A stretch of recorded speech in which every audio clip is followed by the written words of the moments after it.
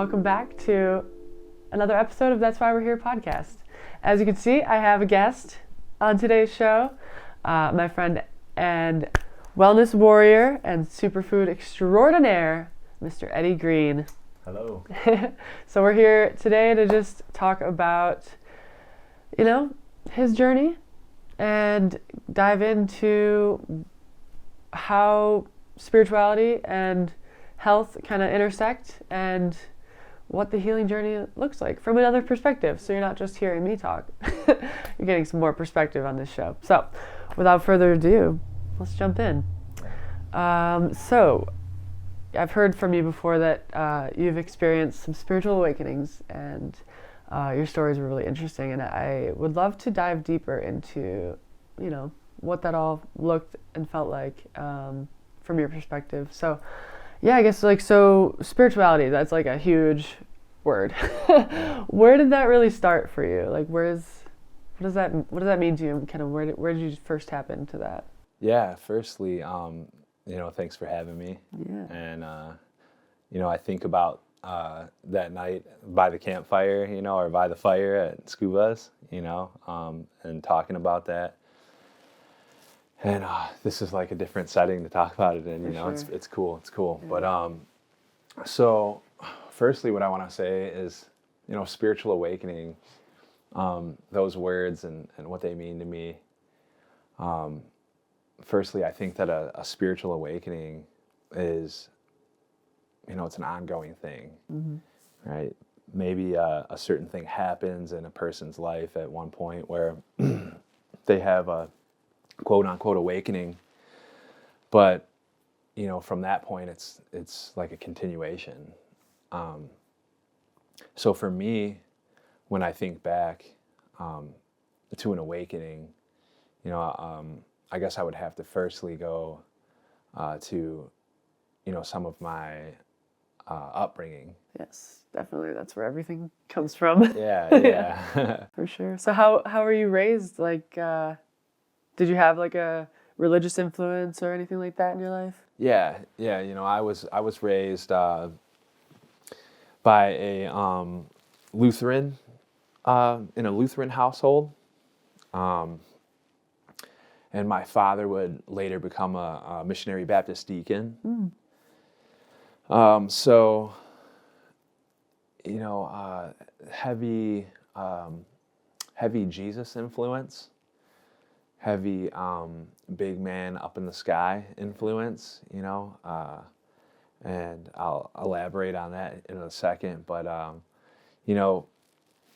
so as a kid, I remember I went to Cedar Point with my dad and a girlfriend of his, and we were riding a roller coaster ride that was like the ride at that time, So I had all these fears of being at the top of this roller coaster, And as we hit the top, I started calling out to Jesus to help me, right? Because I heard all these stories about, when I was told some stories, right, about this and that. And you're a little kid at this time, right? Or I was a little kid at this time.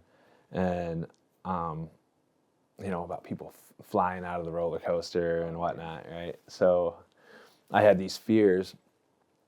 And so I started calling out to Jesus on the roller coaster, right? And my dad is sitting next to me on the roller coaster, and he's laughing his ass off. He's laughing, and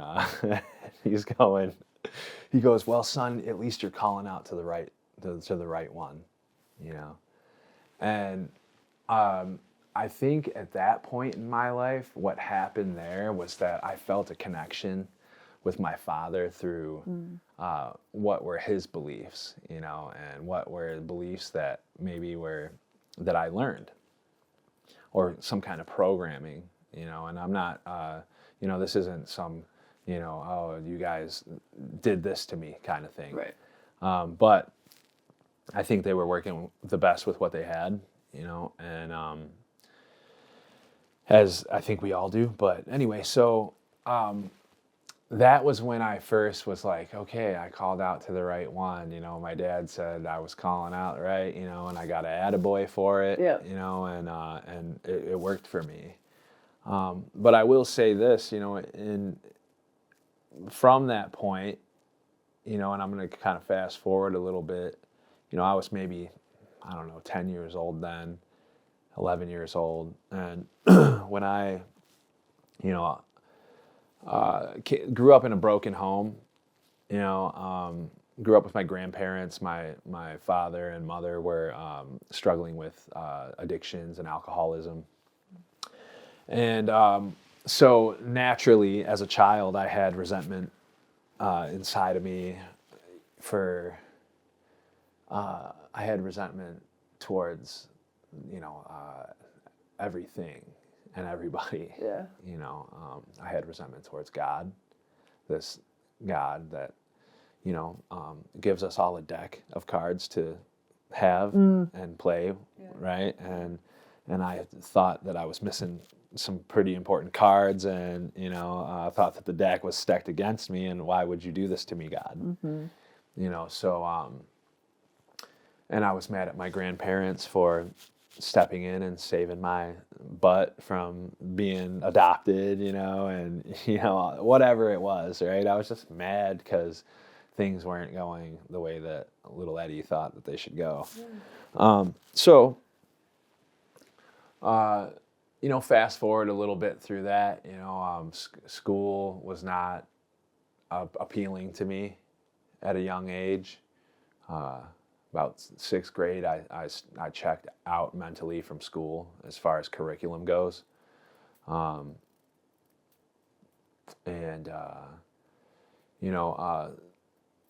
Smoking weed became a thing, my father and I, that was another thing that brought us together early in my life, So, my dad, and we were up north one weekend. He was working, and one of his buddies were like, "Hey man, when are you gonna pass the doobie to the kid?"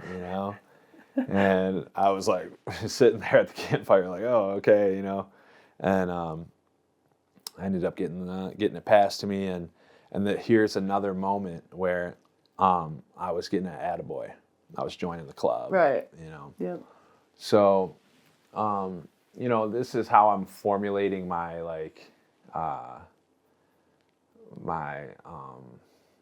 what's the word? Like my habits and my ways of fitting in, or my ways of having relationship, were formulating through my dad's ideas almost, right?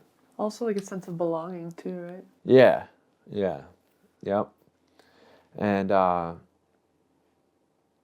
so the reason I share all that is because, so from that point, partying, smoking, hanging out, getting tore down, doing all that became the thing. It was definitely a gateway thing for me. Alcohol led to some pills, and before I knew it, I was a 17-year-old kid, using intravenous, drugs, heroin. I was shooting heroin at 17 years old, and the details on that aren't too important, but I was dating a girl that was a little older than me, and I was in love, and if she was going to be doing it, well, so was I, Yeah. And so anyway, this is what kind of ties into the spirituality for me, because when I started using heroin, it was a huge escape, and like a comfort, I thought, But what comes with that lifestyle is, so much, just nothing good comes with the lifestyle, right? So fast forward through the lifestyle, because the small details of the lifestyle are, I'll spare everybody that, right? But, so, you break some rules, and you break some laws, and you do some things, and upset yourself and others, and it got to the point where, I was using a lot, every day to just not be sick. Right. And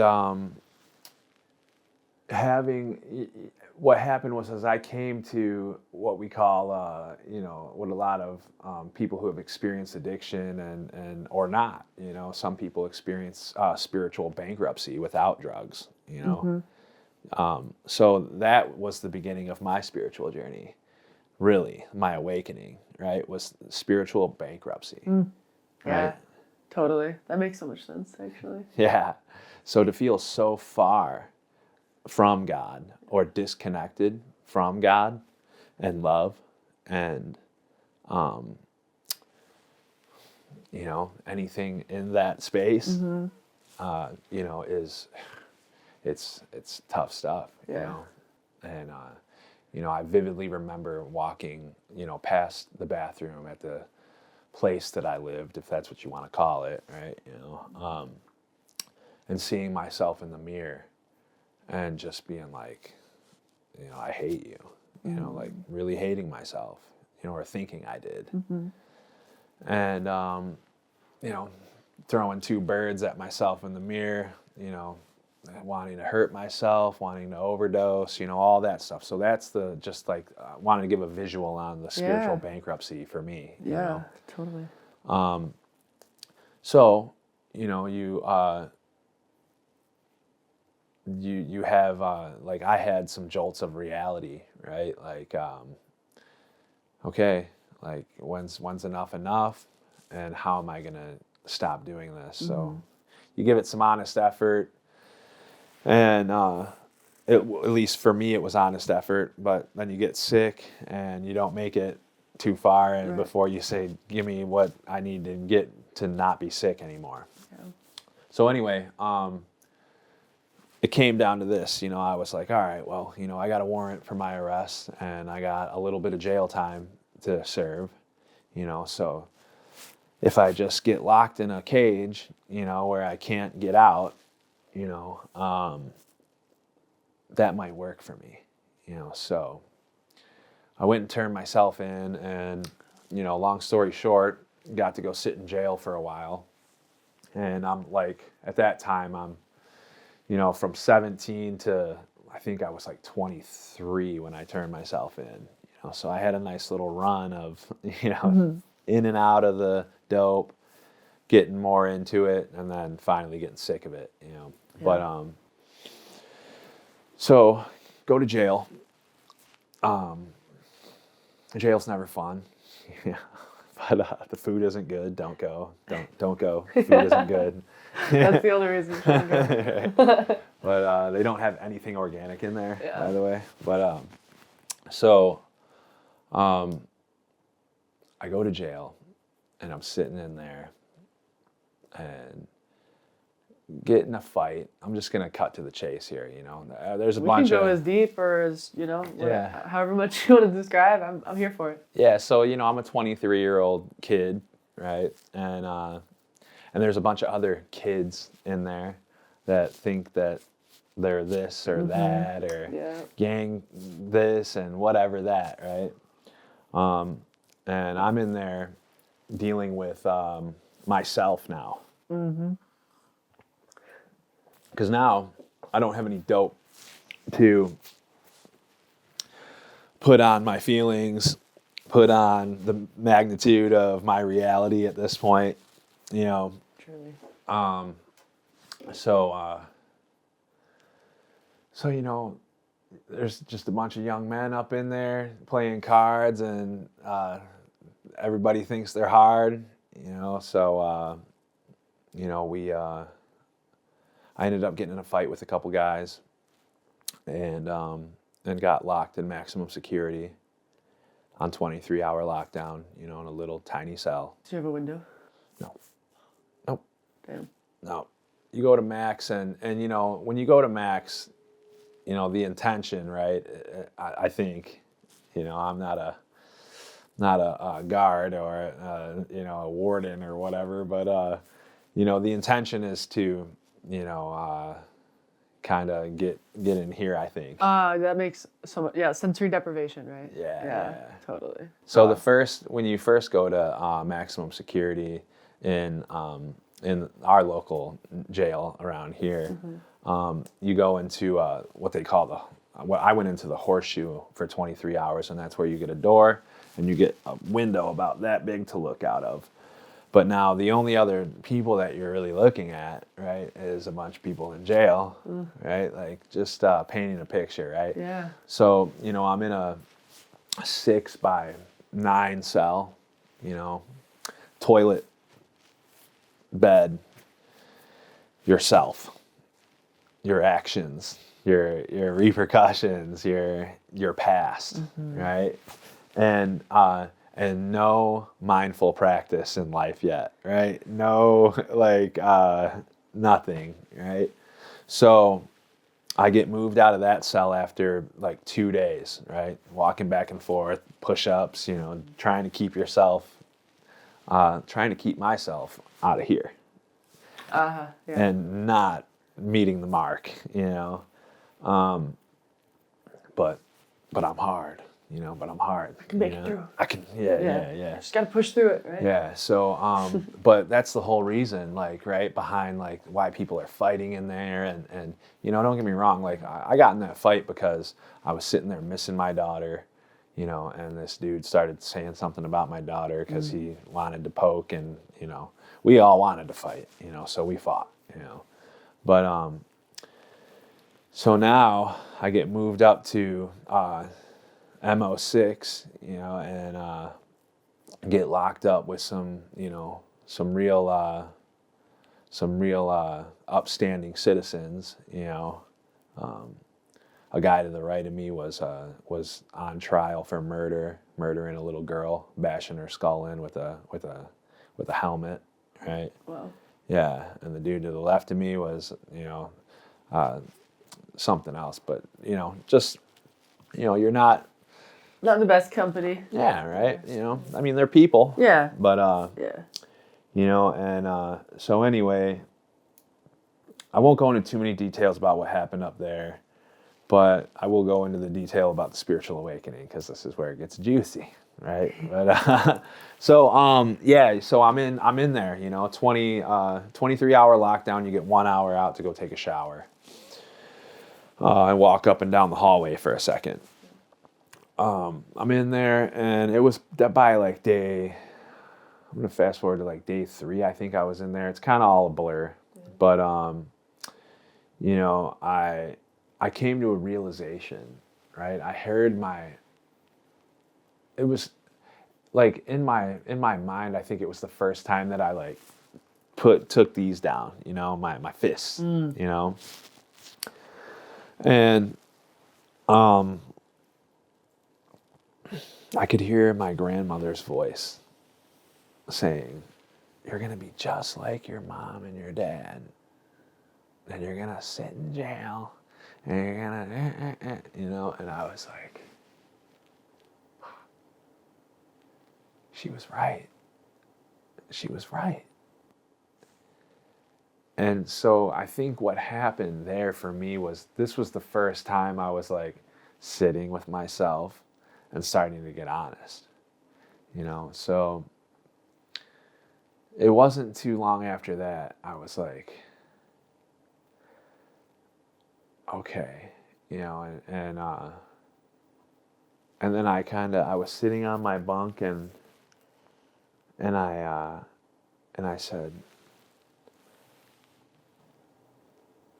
I don't remember exactly how it went, but I ended up on my knees, and because that's what felt right at the time. And I said, God, if you're there, I'm sorry. I just got chills. Yeah, so, it still gets me a little emotional, but there is a God, and God was there, right? And my identification process then was big man in the sky, Jesus, right? But all I do know for sure is that my feelings in that cell that went from, beating these dudes up to being in maximum security, and now I'm all right. Then I guess I am just like what I'm supposed to be, you know. When I said that, you know, and then this comfort came over me, and I was like, I knew everything was going to be okay. I was just like, all right, well, my attitude went from, I got to do this, like I got to sit in here, you know, gritting my teeth.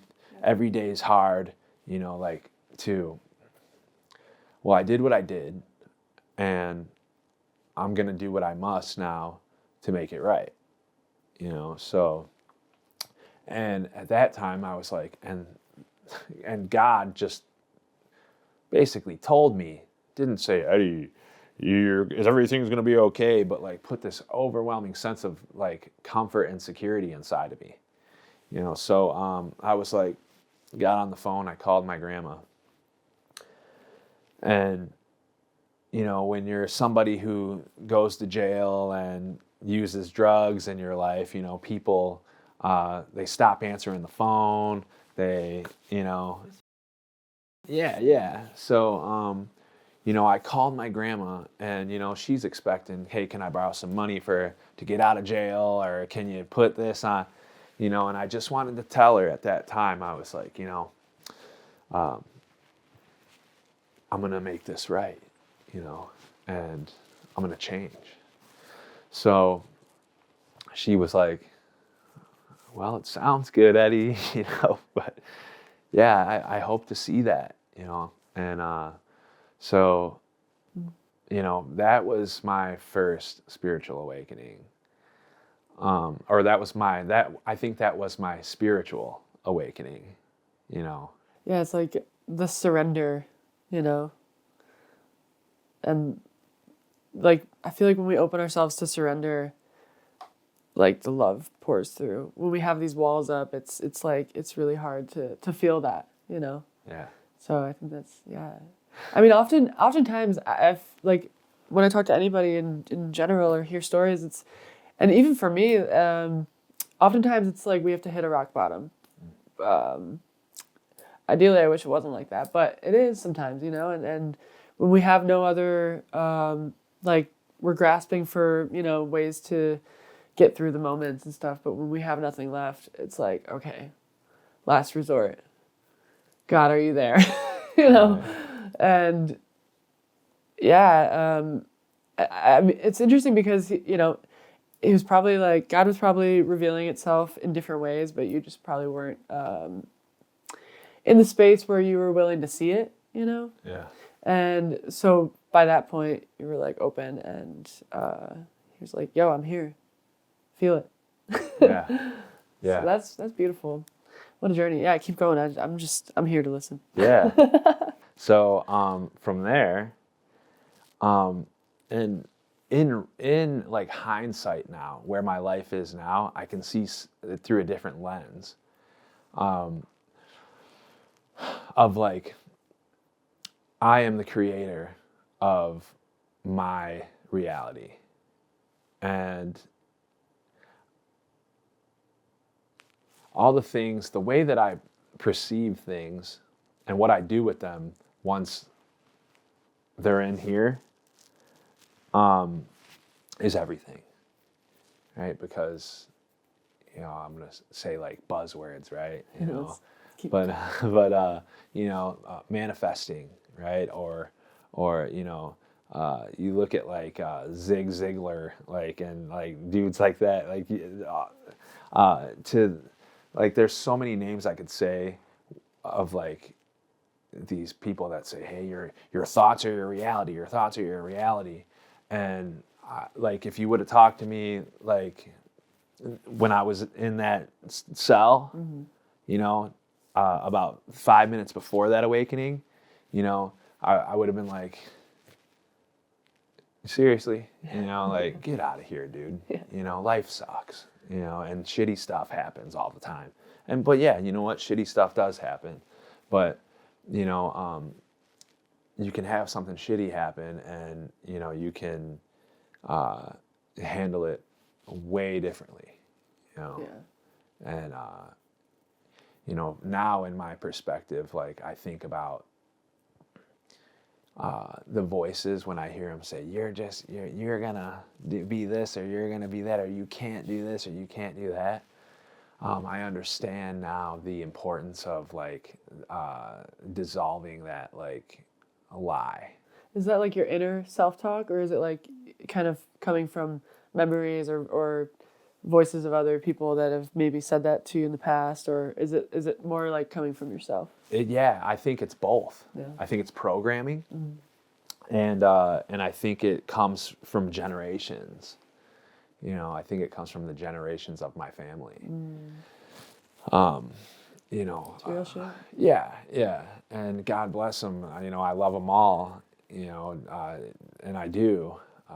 But there comes a point where, you know, even if the people, like, you know, you gotta know when to. You know, I had a great therapist for a while. Her name was Dr. Jones. Shout out Dr. Jones if you ever see this. Love you and thank you. But she, you know, broke down a concept for me, right? And she's like, and this is when I'll go into the treatment in a little bit, but so she told me that that your life is like a movie, you know, and it's a theater, and you know, a theater has like the screen and the front row seats, and it's got the midsection and the nosebleeders, you know, or the back, and then it's got like the nosebleeders, and then it's got like a parking lot, you know. And she's like, I want you to think of like the people in your life, you know, and if you were showing, you know, this premiere film, right, and you wanted it to be the best that it could go, right, you know, of course you want it to go sweet, you know. She goes, you know, think of the people in your life, and, you know, who would you sit in the front row? You know, who would you give VIP tickets to, right? And then, you know, who would you sit in the middle? And, you know, who would you have to sit, like, up in the back?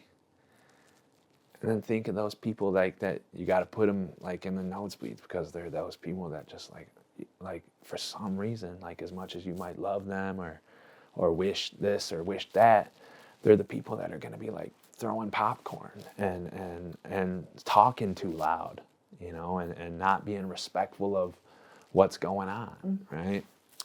And not, you know, spilling their, you know, all that stuff. I love this analogy. So, and then she looks at me and she goes, and Eddie, some people you just got to leave them out in the parking lot. You don't give them tickets. You know, and I just was like, you know, That's hitting real, like, that's hitting for home sure, for me. for sure. Ugh, She's wow. a really good woman. Wow. So what I want to do now is I want to hop to, you know, so this awakening, so I have that awakening, right? I have this sense of comfortability, this sense of God's love over me now. And, you know, I don't think it's a weird perspective, right? Or it's a weird story sometimes when I hear myself talk about it. But, you know, then a chain of events unfolded where, you know, my cell opened up. I had to go to court, you know, to talk to the judge, see what's going to happen with me. Mm-hmm. And in that midst of that time, I don't want to say too much here, but, you know, something happened where I talked to somebody on the way there that was like, hey, man, you know, everything's going to be okay for you. Are you serious? And he was like, when you go, just tell them this, this, and this, you know. So anyway, I went in and I talked to my court-appointed attorney, and I was like, hey, you know, I talked to this group within the jail, and they said I'm approved for this program. Well, you know, that never happened, right? I just talked to a dude in jail, right? And I said that, and I got accepted on the next ride out to this treatment facility, right? I probably would have made it there either way, but just the way that it unfolded was like a gift. Like, here, yeah, you want to expedite this journey? Here you go. yeah. And that's back to the perspective thing, right? If somebody's like, you know, the lemonade out of lemons and stuff, you know, I've had it so many times where, you know, those things that were meant to be like this, like, you know, wrench in the gears or stick in the wheel, you know, you just pull that stick out and it becomes a wand. You know what I'm saying?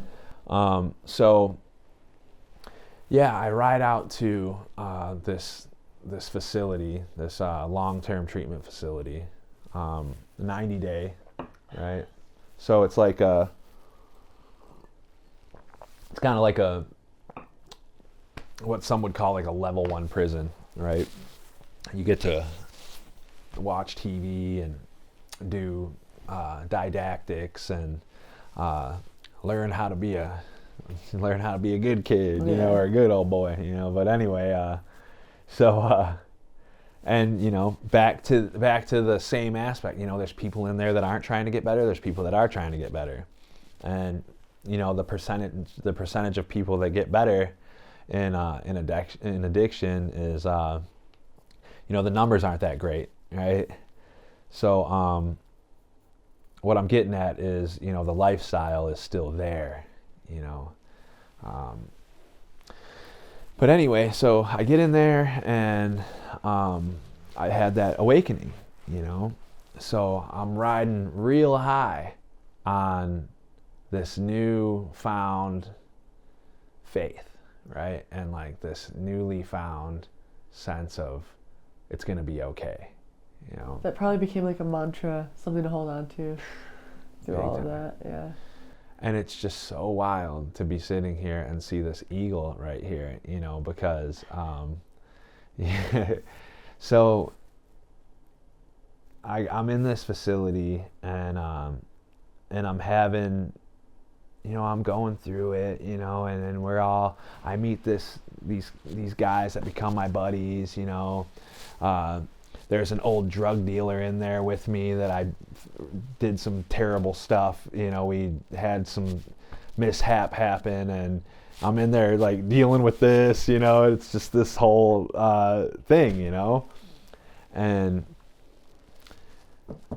I'm staying clean. You know, there's stuff in there. You know, people are getting kicked out, and you know, that whole thing, and you know, I get Dr. Jones is assigned to me as my like didactics leader and my therapist. That's where you met her? Yeah. And so I sit down with her the first time, and she goes, she's like a kind of like a mystic almost, you know. She's really cool lady, and really educated lady. You know, sounds like she's doing the work in the right place, you know. And that's like totally what she is, right? She's this superpower that's planted in, like, she's the rose in the weed bed. You know what I'm saying? Like, not talking down on anything about the facility I was in. Like, it's a great facility, great people, but like it's, you know, it's a hard go in that field, you know. And when you have somebody that has like is like her, it's a special thing, you know.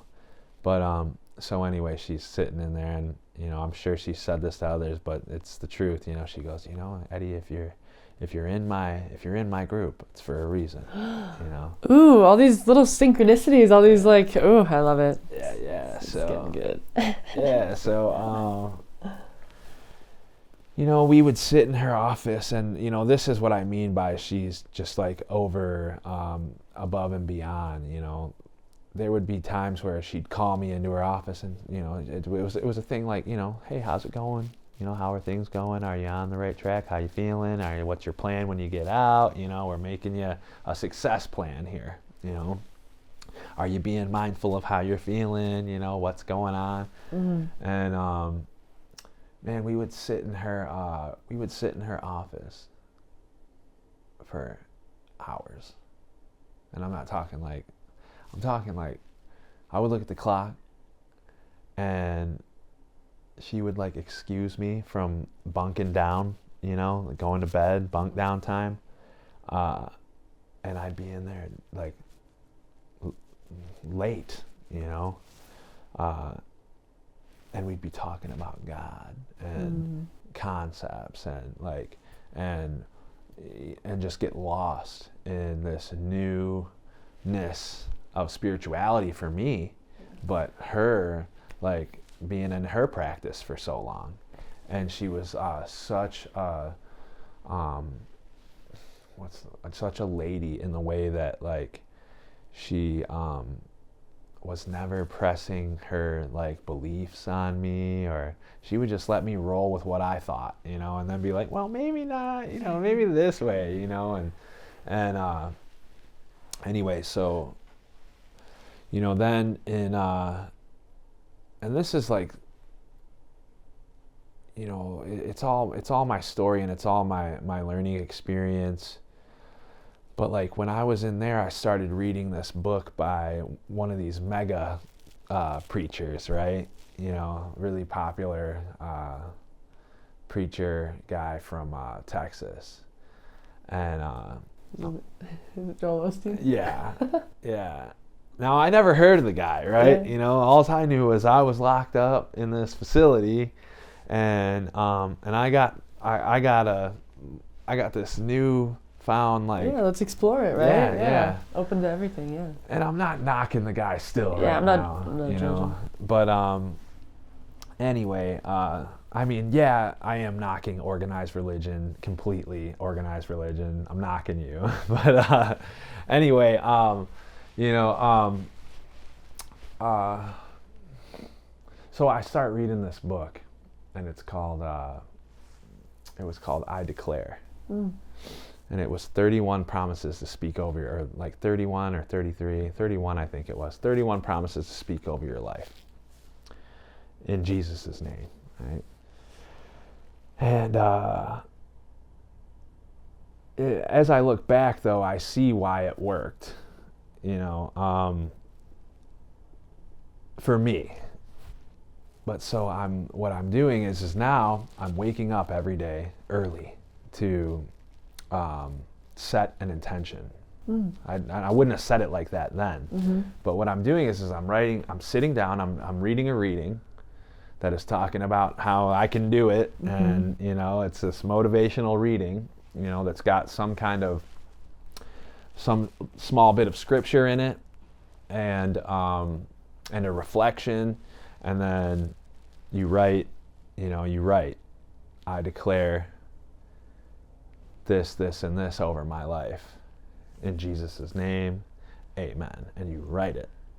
You know, so what was happening there for me was I was learning the power of writing things down in the morning. Yeah. Right? And making things clear, which is a practice in itself, right? You know, Totally. that for me takes discipline to stick with, you know. Because it's like things can start going real good, and then you're like, well, you know, I'll do it next time, you know. But so what happens is I start having, you know, the awakening is expanding, right? So I start having these experiences in the facility of like favor, right? Because this book talked a lot about the favor of God is on me. Oh. Right?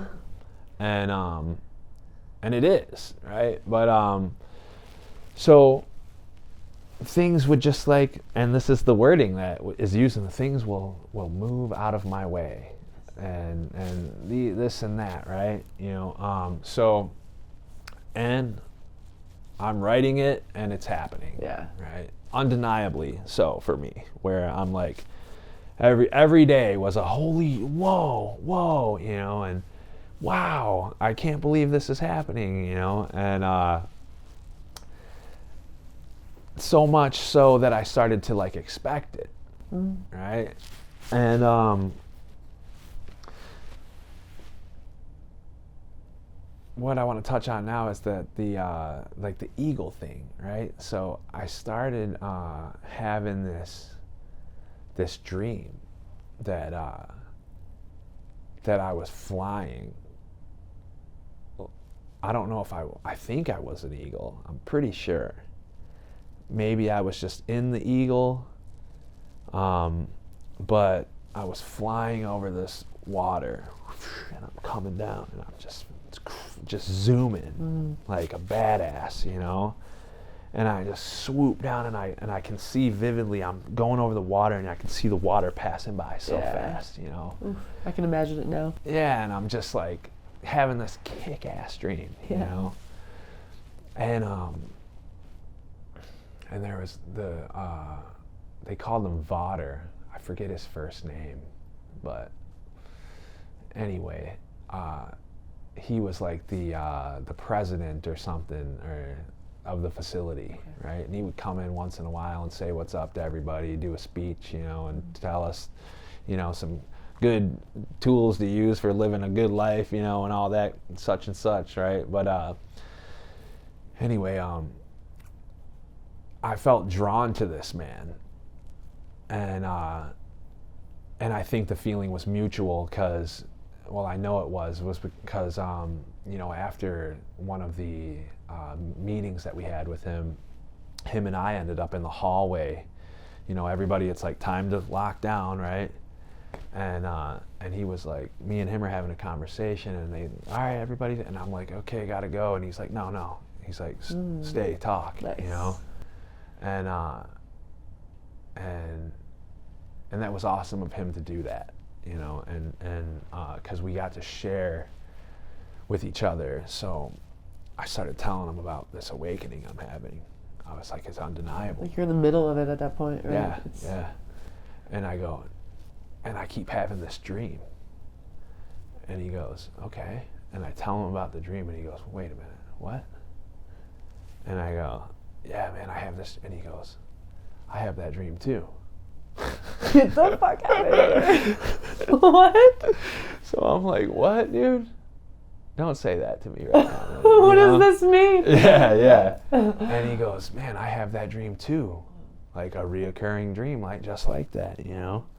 And so we made a connection, you know? And it was just another one of those things where I was like, okay, maybe this is just the right place, you know? Yeah, so, you know, I was introduced to a 12-step program through that facility. And that's pretty much, you know, that's what they do there. You know, they get you to get involved in something, right? It's either you got to get involved with some church or some 12-stepping, some AA, some NA, you know. And I was just trying to take a no-nonsense approach to it all, you know, because, you know, the drugs route, the NA route, you know, they're a spiritual program, and they don't you know, they don't have like a real denomination or like you know, try to force any stuff, right? Yeah. They welcome all. So I went there, and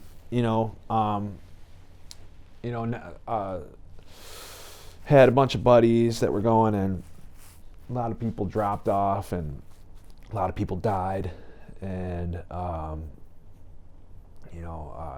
it's been since then that I've never shot heroin since then. You know, so yeah.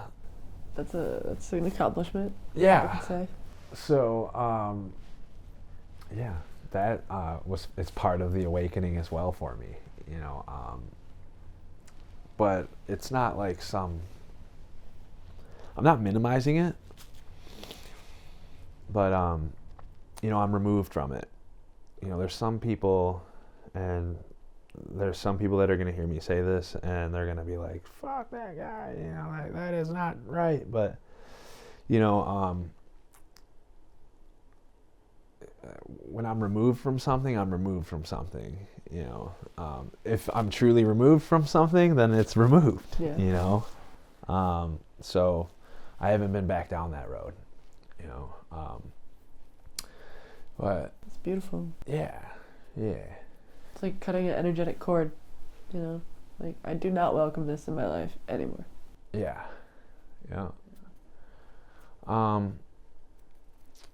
So I'm in the facility, right? I'm getting to the end of my stay, and at this time I'm like, well, I'm kind of scared to like leave, because I was like, yeah, like trusting yourself back on the streets. Like, Yeah. you know where the things are, you know where the people are that have the things, and yeah. I know what you mean. So I asked them if I could stay there. They had a program where you can live there, and they let you get out for like the day, and you get to live there for a while. So I did that, and in that time, I'm working out. I got a membership at this gym, not too far away from the place that I could walk to. So I kept my practice, right? I would wake up in the morning, I would write something, or I would say, hey, Eddie, I'm grateful for this, or I'd be like, God, thank you for this day. I'm grateful for this, and this. I believe that a path is being carved and I'm on my way. So in this time, I'm having like, still having all these dreams, and there was this guy in there. He was like they called him preacher, but he was like, you got to give the first part of your day to God, and so I was doing that, and that was like the main part of my practice, making sure that, so when I would wake up in the morning, before my eyes would open, my heart and my mind was on God, and Wow. and I can tell you, like, I practiced it. Yeah, that's some discipline. And it did become like, and I found a lot of joy in it, right? That like my first thought would start automatically going to that, right? I should start doing that. It's crazy. That's really nice. It's cool. And I think that the creator likes it a lot. Oh yeah. But this brings me to like another spiritual experience that I had. So I was working out at this facility, this rec center, and I would always pass this church that was like inside of the rec center, and they'd always have like people out in the hallway, like greeters and stuff, and I'd be like, oh, get away from me, I don't want to go to church, and like, anyway, so I went in and I had this workout that day, and I was meditating prior to it in the morning, and I would go into like the sauna after my workouts, and I don't remember exactly the order and that everything happened that day, but I was coming back out. I was left after my workout, feeling good, and this little boy was walking in to the facility. He had a basketball, and he was walking past me, and this voice came in and was like, give him your money. And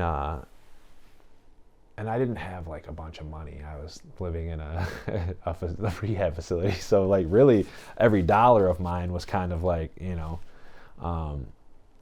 but the voice was like, give him your money, and I was like, yeah, right, like no way. And the boy, so I pass him by, I get to the doors almost, he gets to the end of the hallway, and I look back at him, and he's looking back at me, and I go, I already knew, and he goes, hey man, do you have $7 I could have? And I had $7 in my pocket. Exactly. Yeah.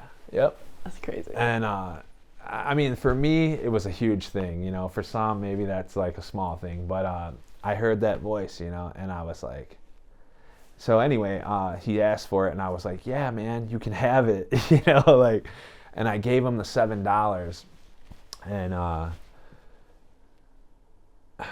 so I left. I walked out after that, and immediately I already felt like, all right, I did what I was supposed to do. So I sat down on a bench on my walk out. So I would walk out, walk through the parking lot, walk down this little path, and they had like there's like a little river that runs through there, or not a river. It might be it's like Red Run over there, you know. But I would just sit over there and I would, get quiet, meditate. And I did that day, and I had an out of body experience. Whoa! Let's hear about that. Yeah. So, it was just right after that. That kind of, me giving that kid that money. I don't know, like in my mind, it's like my mind wants to be like it was a reward for that, But I don't know if that's the case. What I do know is that I was sitting on a bench, and my view came from my eyes to like if I climbed like a 20-foot ladder, right, or like a I don't know, like about 20 feet up in the air, and down and around me, and I could feel and see every blade of grass, all the bark on the tree, every single leaf. When the wind blew, I could see everything moving with the wind. Everything, every detail. Oof. Like I had 1,000 eyeballs. Yeah. Like you're not just like looking at like, it's like the details. Yeah, I see what you're saying. Like I can't look at it's hard to describe 1,500 blades of grass at the same time. I never have been able to do it since then. Yeah. But wow. Maybe one day I will again. But it was just an amazing experience, and all I could say in that moment was I haven't taken a tab of acid in a long time, or any type of hallucinogenic drugs in a long time, and a long time at that point, and I was just like, wow, thank you, God, for this moment, and I just took it as like something that was given to me. Yeah.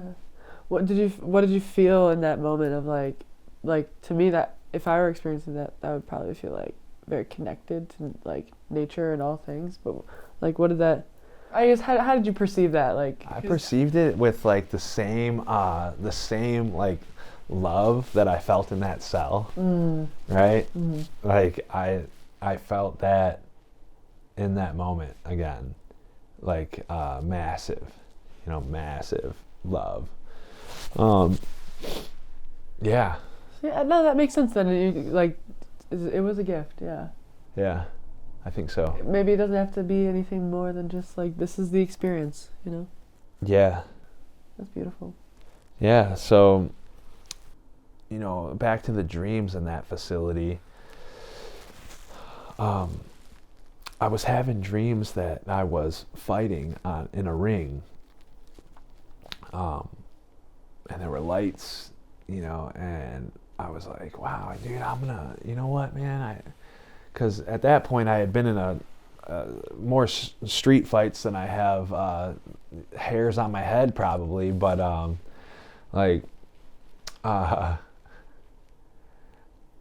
didn't. I didn't have visions or like expectations to like fight sanctioned wise, Mm-hmm. But fast forward, I started training in Muay Thai at this at Victorious MMA in Troy, Michigan, and met some really awesome people there. Met my buddy Scott. I think you know Scott. I think you might have met Scott. Yeah. But and found a lot of enjoyment in Muay Thai. Did some jiu-jitsu, but I focused on the Muay Thai. Ended up getting to do some fighting, and yeah, I ended up fighting on a professional card in 2018 at Eastern Michigan University. And what I came to realize was it was like, it was like what I had seen in my dreams. Oh, did you have that moment where it's like, I've been here before? Like, yeah. This is it. Yeah, totally. That's so cool. Yeah, it was a cool moment. But yeah, so there's that, and I've had some other cool experiences, but the more notable ones for me were how do I share this? Psychedelics. Yeah. Right? Psychedelics. It's fair game. Yeah. I've definitely done some research, and I've had some pretty profound experiences, more so with ketamine, and I would say that ketamine in many ways led me to helped me get into a meditative state, where I would have these experiences that just helped me to realize that like everything is not so serious. That's an important lesson to learn. Yeah. Truly. Yeah. And I've definitely misused the medicine, and I've misused psychedelics in general. As have I. But yeah, I've had some pretty profound experiences through psychedelics, and that once you go to these places, like it's like there's no real just like flipping the page back over. Yeah. You can't. Well, what I say is you can't unsee that, or like you can't unknow what you know. Yeah, exactly. So yeah, it's like once you see things in a different perspective, you're like, wait, okay, yeah, that's not gonna happen anymore. Here's where we're going.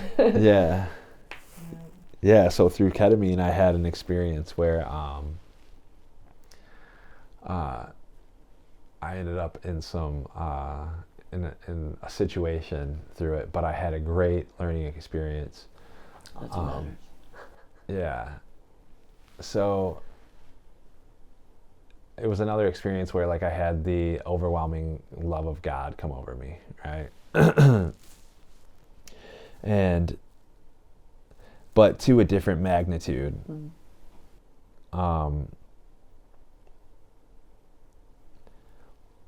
Or maybe I'm just in a different place mentally than I was before. But I started to realize that like my thoughts, there's thoughts that come into my mind, like that aren't mine. Yes, I've talked about that on the last episode. Yeah. Let's dive into that. What's that like for you? Well, it still happens. Yeah. I haven't perfected the art yet, but it's practice, or it's I don't even know what to call it. It's like I don't know if it's a practice, but it's like an attunement almost. Yeah. Where sometimes it just shows up when we don't even expect it, and then it just sometimes it's like once you're in a meditative state, stuff comes through, and you're like, oh, cool. Yeah. Like, thank you. Yeah. So like we kind of talked about at the fire, at Scuba's place. So it wasn't only through the psychedelic experiences, it was through the experience and then living after the experience, experience after the experience, right? Being in that, taking what I learned from that experience and applying it to the days to come, right? I think they call that integration, right? Yeah, integration, right? Yeah. So I started recognizing that, there's these thoughts that come in that aren't mine, and I'm looking at them, and I'm like, wait, that's not anything that I really want, and then I start to recognize that this pattern, right, is like very like is like almost looking to be pacified, right? Like for the next thing, And I'm talking to Scuba about this, right? And he's like, "Oh man, have you ever read this book, The Power of Now?" And I was like, No, what's that book about? And he's like, "Dude, it's like totally what you're talking about right now." He's like, "Check this book out." So I take this book from him, and I crack it open the next day, and I start reading it, and I'm like, is somebody watching me? My experience over the past couple weeks here, and so I'm getting like really into it, and Eckhart has a nice breakdown of the what he calls the ego, right, or the thinking mind. And just that, like how it's on this constant mission to the next, thing, or the next puzzle. Yeah, it like doesn't let you rest. Yeah, yeah. And it's like a total, it's like a child, So anyway, and this is what what he says in the book, and some of the research that I've done since then, it's like about 90% of society is functioning this way, right?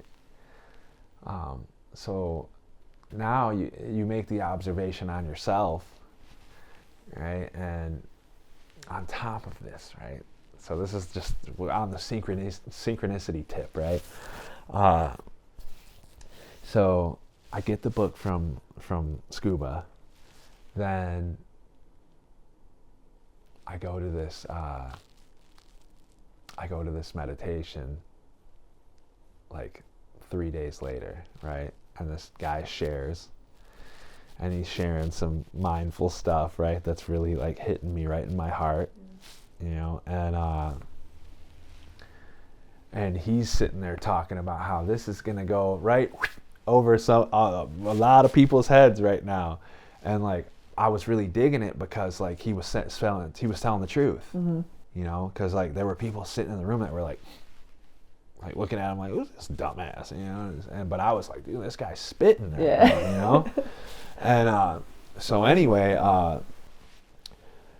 so I get his contact and stuff, and I called him, and I called him like a few days later, and I was like, "Hey man," I was like, "I wanted to just say that the things you shared after after that was like really hit home with me." And he goes, "Oh yeah, man, what about it hit home for you?" And I'm like, he would ask that question, right? Yeah. So it opens up, and the things that needed to be said were said, and experience between us two guys at that point was like really cool. And I'll go into detail about some things, like get to the key point here in it. So I'm driving to the gym at this point, right? And we're talking about this, and I pull over, and he's like, "Yeah, man," he goes, he's like a real cool dude, and he talks like that, and he's like, "Man, you ever been driving and you just put your awareness on a tree?" And so I'm like, I've definitely put my awareness on a tree before, like, and I've done the tree hugging and like grounding, and all that, right? And I believe it's effective. Yeah. But just in this perspective, something was different for me. And he goes, so I'm pulling over, and I'm walking through the gym parking lot, getting ready to walk into the gym. And he goes, you ever just put your awareness on a tree, man? And I'm looking around and I see this tree, and I'm like, I'm doing it right now, you know. This was after that experience that I had, right? And I was like integrating it, right? And I felt the shift, and he's, you know, and I was like, wow, man, you know. And he goes, yeah, and he starts talking about, he's like, listen, man, he's like, you know, because we were talking about the thinking mind, and he's like, do you know where you can go to get away from the thinking mind? And I'm like, and so naturally my thinking mind is already going, I got an answer, you know. I'm literally watching my thinking mind go, you know, and like look for an answer, you know. So I'm like trying to shut that fucker up, you know. And so I say it to him, I'm like, well, my thinking mind's already going, dude, let me hold up, you know. And then I go, he goes, I go, I don't know, man, you know, like, and he goes, I'll give you a clue. He goes, what do you say? He goes, it's got to be tangible, you know. And he goes, it starts with an H. And I was like, And I go, so it starts with an H, right? So everybody take a minute and, like, you know, have what you try to guess with, right? what it is. So I'm there and I go, all right, I can go home? And he goes, no. And I go, all right, well, I gotta make it better than that. So heaven? And he goes, no. I'm like, all right. And he's like, I'm not gonna tell you because it has to be this experience, right? You have to get it, right? And but I'm gonna reach it yourself. I'm gonna continue here, but because most are gonna get it. But so he goes, all right, I'll give you one more clue. So it starts with an H, and it's red. Ooh. You know what we can do with the audience here, if they're curious? Drop a comment if you figured it out. Definitely. Drop a comment. Let's see who figures this one out. The question is, where can you go to get away from the thinking mind? Yeah. Starts with an H and it's red. So I should. Let's let them figure it out. All right. Challenge. Because you know already, right? Yeah, we were talking about this at the bonfire. Yeah. I was the one. I was letting you were everybody the one. else come up with answers, and I was just listening, and I was like, I just said one word, and you were like, yeah. It was you. Yeah, it was. like, that's awesome. Yeah. But yeah. So I had that experience, and so when I found the answer for myself, I was like, it brought me to tears, you know, because it did what it was supposed to do. And I'm on this phone with this grown man, right? So this is like, you know, the beauty in it is that, and what I will say is, you know, through that 12-step program, you know, that 12-step program did teach me how to get vulnerable. Yeah, you know? I love being vulnerable. It's like my favorite thing in this world. Yeah. When I do it and when other people do it, it's like, it's just, I love it. Yeah. So it's so valuable. So I I know that there's reward in that, you know, getting vulnerable with the right people. Yeah. You know? Yeah. Because if there wasn't a reward in it, I wouldn't do it. You know, just keep it to myself. Yeah. You know? But so yeah, it brought me to tears, and I was like, dude, that's fucking beautiful, man. You know, and he's like, yeah. Should we tell them what it is? Oh. Yeah, it's just the heart, you know, to drop into the heart, you know. And so yeah, I did that, and now That's beautiful. yeah, like now it's become a part of my practice, right? Where like you and I were talking a little bit before this about some real life stuff, you know, and life happens, you know, and things happen that, you know, we don't necessarily care for or want to happen. But you know, so part of my practice now is when, you know, when I get in that space of, you know, the hamster wheels going, it's like now I have something tangible. You know, I have another tool in my tool belt, right, to use to keep myself like authentic, like who I really want to be, you know. And then, you know, I really, the thing about the practice though,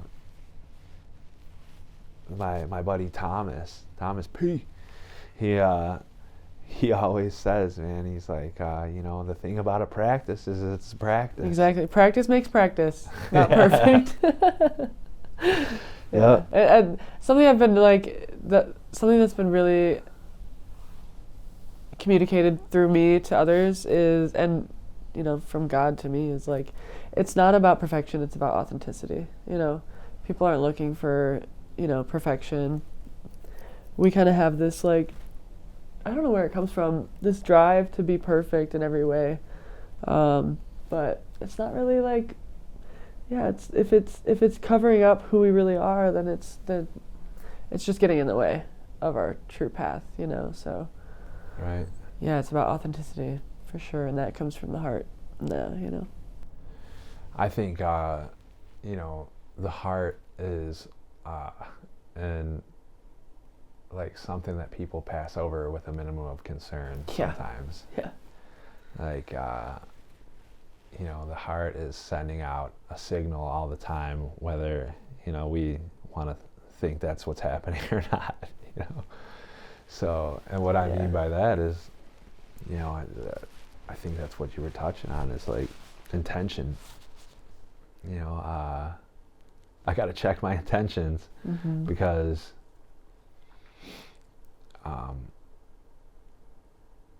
you know, not everybody out there is like sleeping, you know. A lot of people are aware and can feel and sense. And, you know, I was listening to Paul Chek's podcast the other day, and he was talking about how like 55% of language is nonverbal. You know, and some argue that point, but I don't think that they, you know, they're not catching the drift there, you know. But you know, and I was reflecting on that in my relationships and even the things that I've had to learn over my life as far as communication goes. You know, and coming from the places that I came from, and like so many do, I think we live in a society that is teaching self-righteousness almost, you know, like, and like What do you mean by that? Like, just give it to me, like give me what I want, and like if it's not fast enough, or like, you know, just drive down the street, you know, drive down the road, and don't go when the light turns green right away, you know, or don't, you know. People will literally honk after a millisecond of me not going, and I'm like, Jesus. And like, and I've been on both sides of that. Like, I've been the guy, and I've been the guy, you know. Yeah, totally. Like, for me, and this is, I can only speak for me, but I can sense when when the dude behind me is hating my life, you know. We're sensitive people out here, you know. You know, and when the whole shutdown thing was happening, you know, and people had to stand 6 feet away from each other, right, or stand 6 feet away, you know, when people get closer than 6 feet, you know. There's a reason it was 6 feet. Tell me about it. Tell me what you know. You know, when people share space and, you know, come in agreement with one another, or, you know, come into one another's what some would call their auric field. Yeah, it's the heart puts out an electromagnetic field that's literally spans 6 feet. Yeah. Yep. It's like, it's so intentional. And so, why that 6 feet bullshit was happening. Yeah. So fucking what hate it. happens is when people get closer than 6 feet, They start to within feel each 6 other. feet to one another, they both start going, wait a minute, this is all bullshit. Mm-hmm. You know, and they start to rise above, you know, bullshit. Yeah. You know, but Yeah. That's beautiful. So there's so much that we've uncovered about the journey, and there's so many lessons that I've like perceived through all that, and I would love to, I guess maybe like dive into the lessons that were born from these experiences, like looking back on it, it's like, yeah, like these multiple awakenings. How long do you think actually, like, I mean, time is an illusion, but how long kind of were those like experiences spread out? So it's been about a 7-year process. Yeah. Yeah. Yep. Coming into 7 years now. Beautiful. Yeah, and it's not like a quick overnight thing. That's not how it works. Yeah. It's years and years of chiseling, of sitting with yourself and understanding, like, okay, this is me, this is not me, and how do I move forward in the way that I want to? How do I, you know, find my path? How do I feel aligned in my life with the people around me and the things that I do? Like, it's like kind of finding your purpose. That's sometimes it takes a while to figure that one out, you know? Yeah. So where are you at now, like, with all of that that we just kind of explored? Like, where does that lead you to now? That's awesome. Yeah, that's a good question. And that's where I am, you know. You said the word purpose. You know, so in this last level of like awakening for myself, right, this last experience, I came to a place where I'm like, man, you know, I like that you said integrating that those experiences into my life, because you know, sometimes I don't always have the clear, like, you know, visuals in my mind to use, and like that's my practice, you know, is setting up clear visuals in my mind for my, you know, my decision making processes. But so, you know, I kind of started to have this realization through, you know, I'm trying to see how to say this. Yeah, There's take your time. some stuff that happened that's not shareable. You Yeah. know? But you know, basically, I started to realize that all these things in life are not that serious, and that maybe I was taking life a little too seriously, and not realizing that you know, we can do the things that we want to do, and especially if they are if the intention's right. Yes, that is key. So, you know, for myself, when I was training and fighting in Muay Thai, I was using a juice cleansing program that that was helping me cut my weight to 185. You know, I was walking around a little over 200 pounds at that time, and, you know, I had to cut down to 185. So that's a pretty nice weight cut. And when you're cutting weight for a fight, you know, it can sometimes suck. Yeah. You know, when you don't, you know, a lot of guys, they eat green, you know, and they fast and starve themselves and all that stuff, right? And you're doing cardio to sweat the last bit out, you know, or sitting in a bathtub or whatever it is, right? Sauna. But so I was using this cleansing program, and at the time the cleanse wasn't my goal, right? My goal was to pack my body with as much nutrients as I possibly could, but be in a deficit so that I could lose this weight, but also go and kick this dude's ass, you know? So I was using this green drink and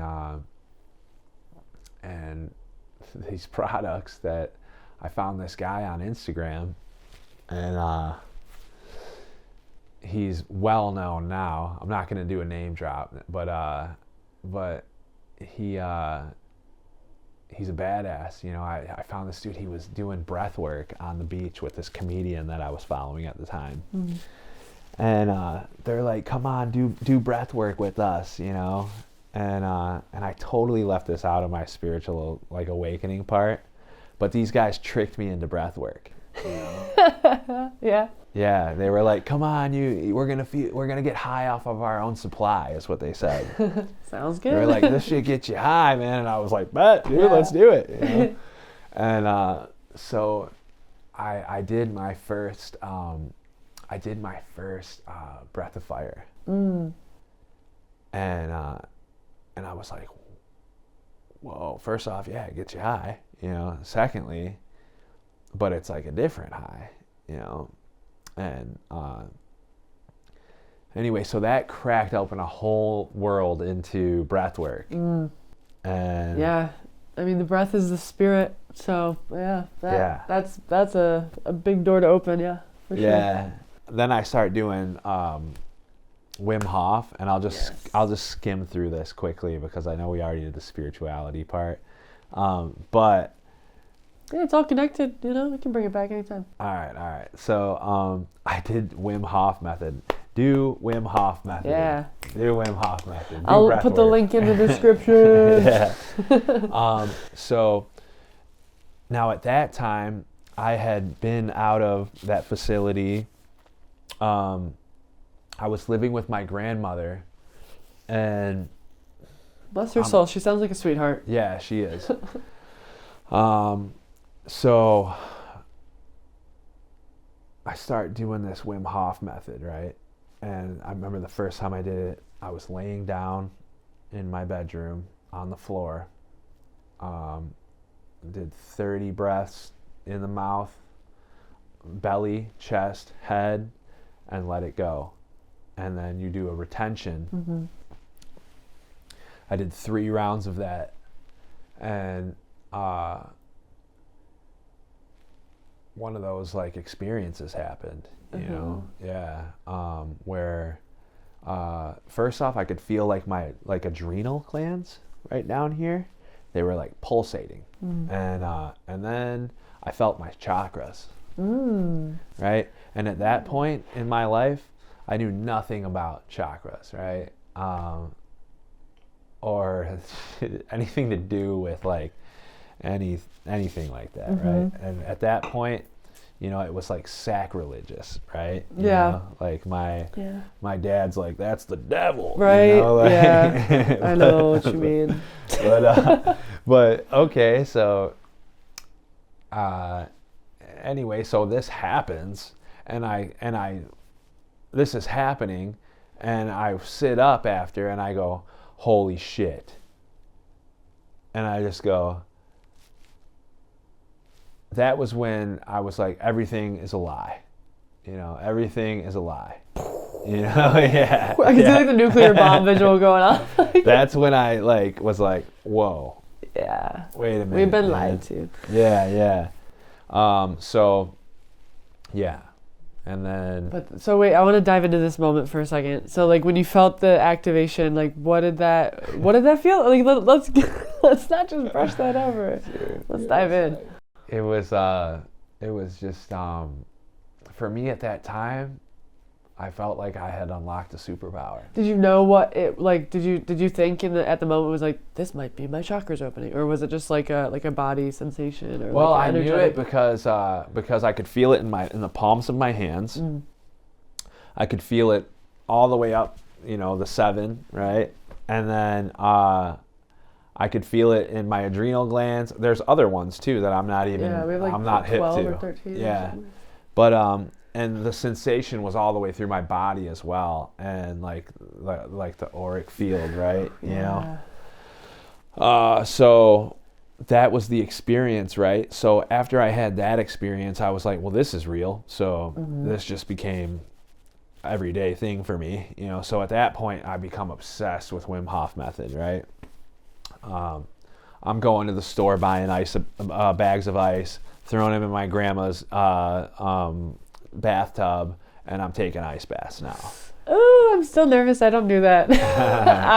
I'm such a wimp to the cold. So but one day. Yeah. But I respect that. That's part of the whole thing. We'll do an ice bath. You know? That sounds great. Yeah. Winter is here. We'll probably be able to find a natural one. Yeah, I was getting ready to actually do some. I'm going to do some content over at one of the rivers here locally. Nice.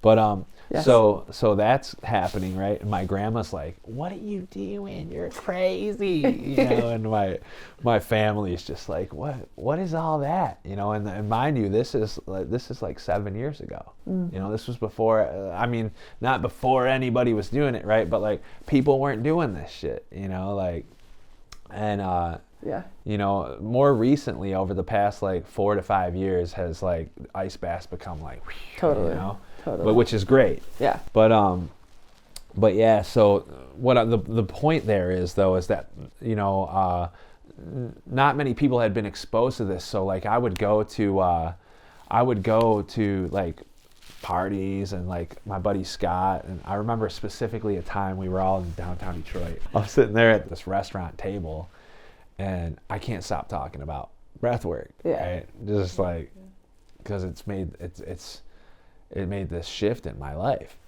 and I just remember like people making fun of me about it, you know, like this girl that was at the table, I was sitting there eating, and she's like, "Eddie, when you're sitting there eating, are you thinking about your breath?" And I'm like, I was like, actually, yes, I am. I'm like consciously breathing right now as I'm eating, but yeah, it was just like.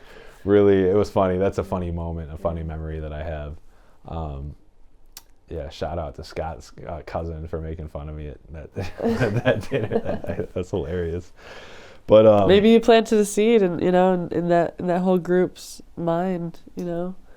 Yeah. And you know, maybe it's laughed off one night, but it becomes real for them the next, you know, week or something. So you never know. Yeah. So yeah, and you know, ice baths and breath work got me through a pretty gnarly split up. Oh yeah. Yeah. I mean, that's probably a much more healthy way to deal with something than, you know, other routes that we could take. Well, you know, much like we were just talking about like the child mind or like the thinking mind, right? You know, when you're getting ready to get into an ice bath, I think maybe for some people it's different. For me, firstly, it's always an ice bath. You know, it's never like not an ice bath, you know? Yeah. That's so good. Yeah, make that clear, yeah. Yeah, and but like, just like meditation, just like breath work, like it's all a practice, you know? So like, you know, once you do it for a while, it becomes different. To where, you know, that day, if you're feeling like it, right, I might sit in an ice bath for 6 minutes. I might sit in there for 9 minutes, you know, if I'm feeling that good, right? You know, it's all about like, what's my body really needing at that point. What are you bringing to the table? Yeah. But like, you know, for somebody just starting out, you know, a 30-second cold shower is plenty. Yeah. Just even if you're like taking a hot shower and you just switch it to cold at the end or something like that. Yeah. Like it's that simple. Yeah. And you know, I still take cold showers. You know, a cold shower like right in the morning is huge. It's huge. Empty stomach cold shower. Yeah. Yeah. So I might be getting the numbers wrong, but firstly, you know, it releases floods your body with endorphins. Oh, really? Yeah. I had no dopamine idea. receptors and whatnot, right? Okay. So That's a great way to start the day. Yeah, and it's 9 times that of I think that's the right somebody might want to fact check me on that, but I think it's 9 times the release of like pleasure, endorphins of cocaine, and it lasts 3 times longer. Woo! Right. That's a nice hit. Yeah. So but besides that, I mean, the health benefits are there. Without sounding, I'm gonna keep it like simple, right? So like you have like your blood vessels, right, that reach like the top of your skin, right, and they go inward on the inside of your body. What it does is when your body gets cold at first, right, the blood comes outward to the surface of the skin, right, and works those blood vessels.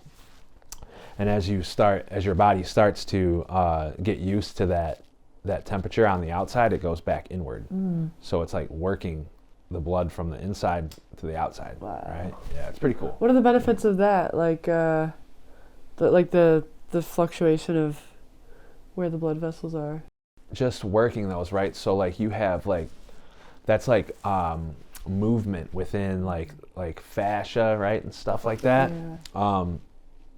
It'll help people like not have you see like old ladies and old men. I mean, they don't have to be old either, but where they get like they don't have blood flow in their legs anymore, right? And you can see like they get swollen and whatnot. Yeah. That's from poor circulation.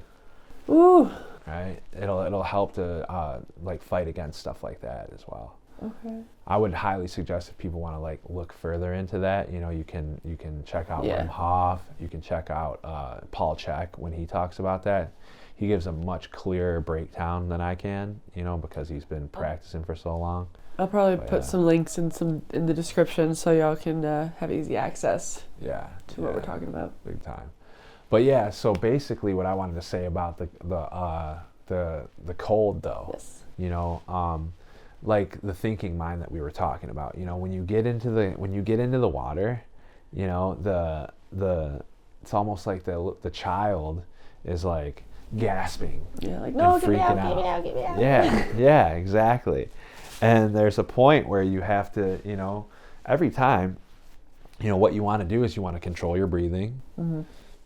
And it's like you get in the water and you're like to the child, like, it's gonna be okay. We're going full circle. We're gonna get through it, Yeah. And you just take that, and have that experience. And it doesn't always have to be that visually, right? It's not always that for me, but like at first, when you first start doing the practice, it's like, I mean, you see it so much where people are taking ice baths and you can see somebody, they just jump right in and they're good. Mm-hmm. Somebody that hasn't even been practicing that long, But it builds resilience, Yeah.